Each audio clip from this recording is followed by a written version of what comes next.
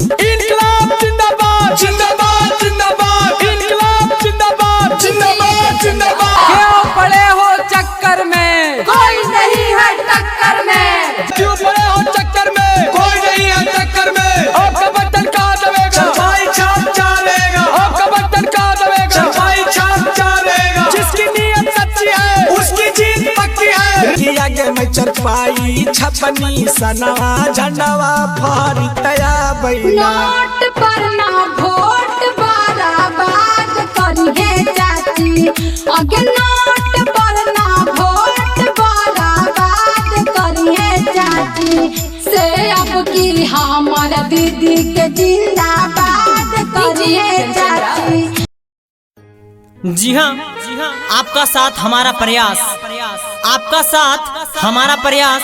हम सब मिलकर करेंगे पंचायत का विकास। जी हाँ, ग्राम पंचायत राज हमारी से सुयोग शिक्षित कर्मठ एवं संघर्षशील महिला उम्मीदवार इंदु देवी, जिनका की चुनाव चिन्ह चारपाई छाप और क्रमांक संख्या 2 है। तो आप सभी मतदातागण से मेरा निवेदन है कि आप अपना एक एक बहुमूल्य वोट देके भारी मतों से विजय बनाएं, भारी मतों से विजय बनाएं। जी हाँ, भूलेंगे नहीं, आपका चुनाव चिन्ह चारपाई छाप। इंदु देवी जिंदाबाद जिंदाबाद जिंदाबाद, चारपाई छाप जिंदाबाद जिंदाबाद जिंदाबाद, राजकुमार राम जिंदाबाद जिंदाबाद जिंदाबाद, रतन राम जिंदाबाद जिंदाबाद जिंदाबाद।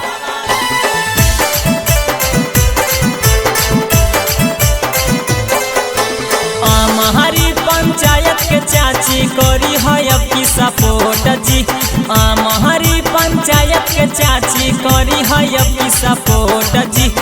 इंदु देवी के सरपंच बनई है, इनके दी है वोट जी। खटिया छाप पर बटन दबई है, इनके दी है वोट जी।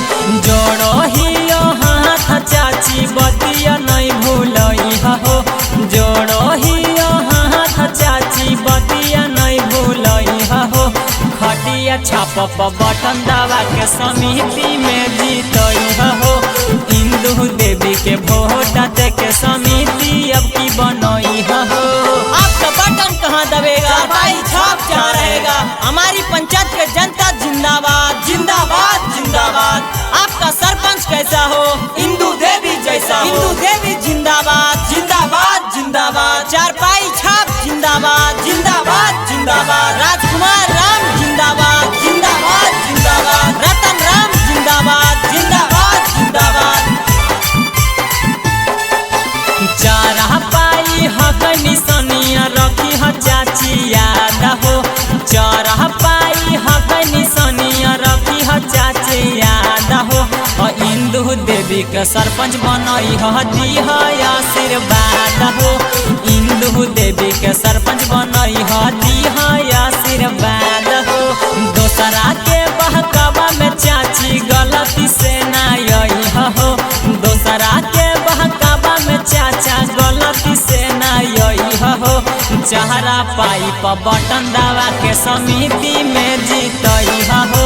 2 नंबर पर बटन दबा के समिति में जीतई हो। एक ही नारा एक ही नाम, सबका साथ सबका काम सबका सम्मान। गरीबों की जो सुने पुकार उसे ही चुने अब की बार, गरीबों की जो सुने पुकार उसे ही चुने अब की बार।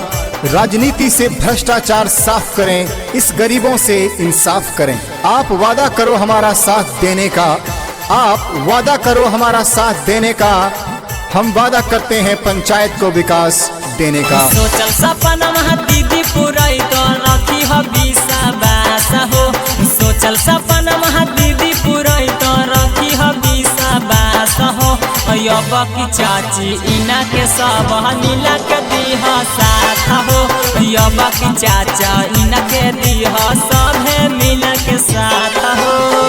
हमारी पंचायत के चाची करी हो अब की सपोर्ट हो, हमारी पंचायत के चाचा करी हो अब की सपोर्ट हो।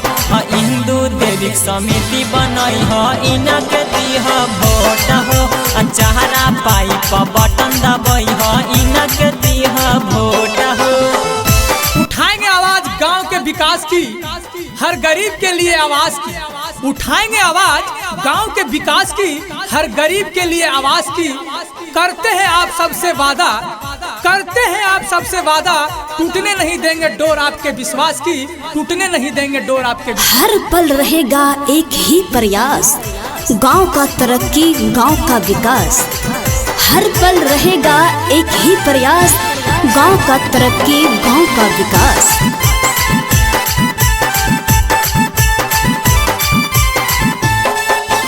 भोली हो नहीं चाची हो कई चेहरा पाई निशानिया हो, भोली हो नहीं चाची हो कई चेहरा पाई निशानिया हो। सब है मिलके चरपाई छापपट्टी पीहा बटनिया हो, सब है मिलके चरपाई छापपट्टी पीहा बटनिया हो। हमारी पंचायत के चाची कोरी है अभी सपोर्ट हो, हमारी पंचायत के चाची करी है अभी सपोर्ट हो। हिंदू देवी समिति बनाई है इनक दीह वोट हो, चेहरा पाई पर बटन दबाई है इनक दीह वोट हो। शिवाय रिकॉर्डिंग स्टूडियो जमुई।